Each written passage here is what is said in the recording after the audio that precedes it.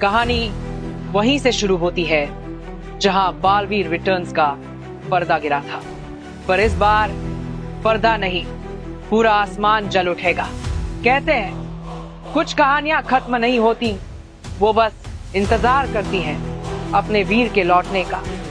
और अब वही घड़ी आ चुकी है। हवा में फिर गूंज रही है बालवीर की शपथ, जब तक मैं जिंदा हूं अंधकार कभी नहीं जीतेगा।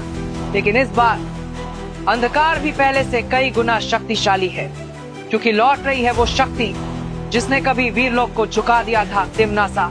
हाँ, वही तिम्नासा जिसका नाम सुनते ही आसमान काला पड़ जाता है और धरती कांप उठती है। अब तिम्नासा के साथ साथ परछाइयों की एक नई सेना तैयार हो रही है, ऐसी शक्तियां जो ना किसी लोक की है ना किसी नियम की।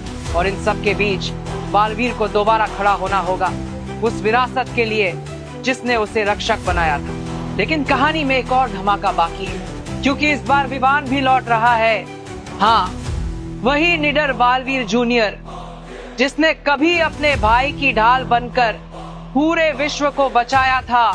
अब दोनों फिर एक साथ एक ऐसे मिशन पर होंगे जहां दांव सिर्फ लोगों का नहीं बल्कि समय का होगा। कहानी में लौटेंगे पुराने चेहरे, खुलेंगे अनकहे राज और वो सारे सवाल जो बालवीर रिटर्न्स के बाद अधूरे रह गए थे, अब उनके जवाब मिलने वाले हैं।